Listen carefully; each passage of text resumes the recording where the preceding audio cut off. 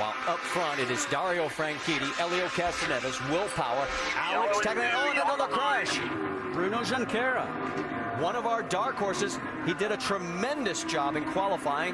Had different mindset. Now watch for the yellow car. He's just a little bit high going through the turn. Probably just got on a little bit of the gray. That's not where the rubber wants to be, and the car just came around on him, Eddie. Now watch him again. He lost it coming in. He lost it coming in, caught it, and lost it again. The area that he was in on the track is the area that Canan used to pass 10 cars. He was 25th at the time of this crash, so our second caution comes out now as we've completed 8 of the 200 laps here at Indianapolis. Gives us an opportunity to go side by side again. As you can see, he knew the main thing for him was to stay on the lead lap and work. Trouble, the 43 for John Andretti is into the wall, and our fourth caution's out. Look. Watch as the car comes through the turn. It's in the middle of the turn. It just seems like it starts to walk itself towards the wall as we now look at the back of the window world machine with John Andretti. Maybe not quite down to the white line, down to the apex. But it seemed like that car was probably ill handling to him for some reason. All this action going in the pit lane. Look up top. The tire just wasn't tightened. Yeah, and actually you could see the displeasure in the left rear serviceman because he looked like he actually got taken for a ride as Matos went to leave. He rolled on the ground, and then the tire ended up bouncing through the pit lane. Here's what happened to Dixon right now. You can watch the right front.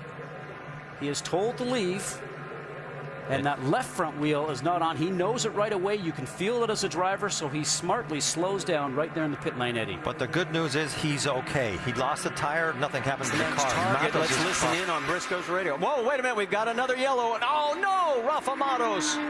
At one point, he was third in this race, and now, for the second year in a row, he is in the wall. Lost it in the middle of the turn. That could be a variety of things. When you lose a tire like that in the pits and you hit a wall, even if it's just the front, it can really create problems that you if you were practicing. He is high on the racetrack. Remember, we just restarted. Maybe tire temperatures or tire pressures are not up fully, but certainly away from the apex down in the middle of the turn. Now let's watch from Scott Dixon's car. Look up ahead. So he gets chopped off a little bit there. There you go. We had a long time to go in the race. We've only got 73 laps out of 200 completed. There was a long time in front of us to be aggressive.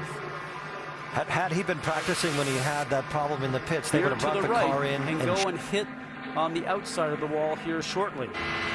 Now from Dan Weldon's car on the National Guard machine, he can see this happening. And Eddie, you don't know what to do here. You just go for a clear spot and hope that none of the debris that's coming off lands inside your cockpit, or the car doesn't come back out in front of you and take you out. That's when instinct just takes over. You have to do everything you can to make sure you don't hit anything. But looking at Briscoe's accident, he was up way too high. So it looks like he just had cold tires and it just didn't turn when he expected it to. All right, we're going to go back to the commercial break. Best news is Ryan is okay, and we'll be back here to Indianapolis. We are almost 3/4 of the way through this year's 500. That he was positioned to possibly win this race because of his fuel strategy until that moment. I don't know. It looked to me like he just went straight. That wasn't even a question of being high. He turned and the car just went straight. It's very difficult, that angle, but if you curve at all. Well, you're right, and he actually just came out of the You saw it on side by side. The youngest man in the field, 19-year-old Sebastian Saavedra. Right there is what's left of his chassis, as here's what happened at the south end. Quite a few times here today. Loses it right in the middle of the turn, goes off and ends up hitting the wall. And Sebastian did double duty here this weekend because he ran the Indy Lights race on Friday with his team and did a nice job. Finished 9th, I believe. Yes, he did. He finished 9th in that race, and unfortunately now he becomes our 11th car officially out of this race. He's letting everybody go by. He's doing everything he can to save fuel. And Weldon, can he close? It's 3.6 seconds as they head through one. Oh, we've got a crash. Oh, a wicked crash involving 2 cars at least. He's won it. He's going to win it. Franchitti has won it. Ryan Hunter-Reay involved in this. Are certainly destroyed, but you can see Mike moving inside the car. He's going on the inside of Ryan Hunter-Reay. This reminds me almost of Dan Weldon's crash here in turn 3 and 4 quite a few years ago, and the car is up into the fence, which is almost reminiscent of Kenny Brack's accident at Texas quite a few years ago, guys. Very, very lucky.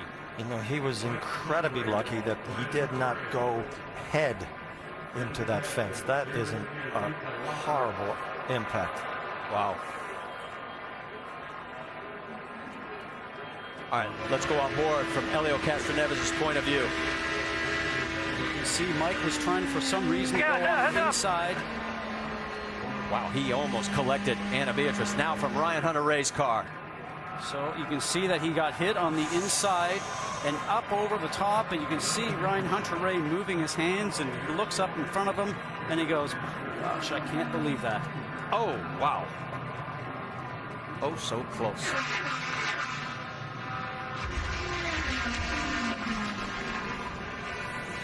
Unreal. And they are still working on extricating Mike Conway. As soon as we get an update on his condition,